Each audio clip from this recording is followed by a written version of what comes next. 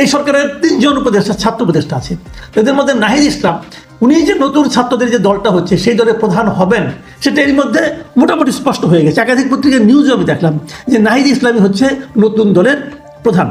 তো নাহিদ ইসলামকে বিভিন্ন এলাকায় যে তার এলাকায় যে বিভিন্ন জায়গায় যে তার জন্য সে কাজ করছে না, আরেক উপদেষ্টা আসিফ মাহমুদ উনি কি কাজ করছেন না?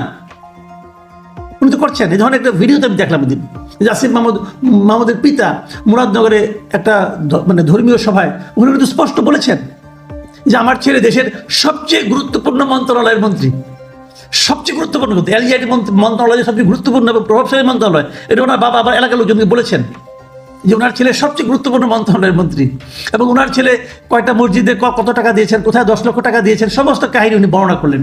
তারপরে উনি বললেন যে আপনারা চাইলে আমার ছেলে এখানে নির্বাচন করবে। এটা তো সুস্পষ্ট নির্বাচনী প্রচারণা হয়ে গেল। কে করলেন? রাষ্ট্র ক্ষমতায় থেকে, সরকারের থেকে একজন উপদেষ্টা।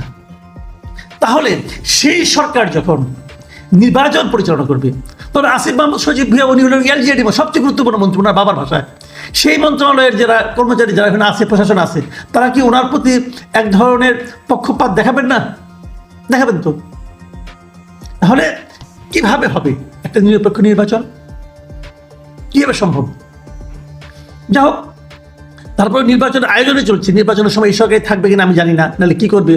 এই সরকারের মধ্যে শুভবুদ্ধি উদয় হতে পারে, ওনারাও বলতে পারেন যেহেতু আমাদের নিয়ে প্রশ্ন উঠেছে ঠিক আছে আমরা থাকবো না, অথবা আমাদের মধ্যে অনেকেই থাকবে না, হয়তো এর মধ্যে আবার চেঞ্জও হতে পারে, রিসাফলও হতে পারে মানে উপদেষ্টাদের, সেটাও আমি মনে করি হওয়া উচিত। এবং যদি ছাত্ররা যেদিন দল করবে বাকি 2 জন ইলেকশনে আগে পদত্যাগ করবে, এটা হয় না, সবগুলো এখনই পদত্যাগ করা উচিত আমি মনে করি।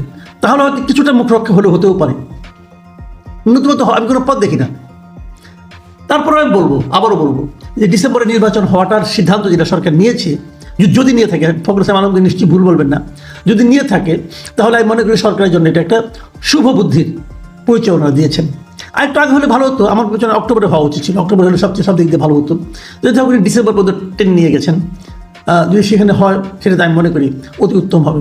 এবং আমি এর সঙ্গে এটাও মনে করি রাজনৈতিক দলগুলোর উচিত সেই নির্বাচনে তারা কিভাবে অংশ নেবেন, জনগণের কাছে কী প্রতিশ্রুতি দিবেন সেগুলো খোলামেলাভাবে বলা।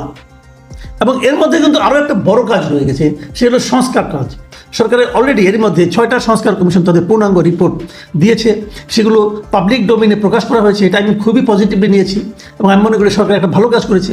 সাধারণ মানুষ যারা আছে তারা ইচ্ছা করে সেখানে যে থরলি এগুলো দেখতে পারে, ডাউনলোড করে নিতে পারে, ওপেন আছে একদম। আমি নিজেও ডাউনলোড করে নিয়েছি, আমি পড়ছি। আমি ইনশাল্লাহ যদি সময় পাই এরপর আমি প্রত্যেকটা সংস্কার কমিশনের রিপোর্টে আলোচনা করার চেষ্টা করব। সেটা তো হচ্ছে।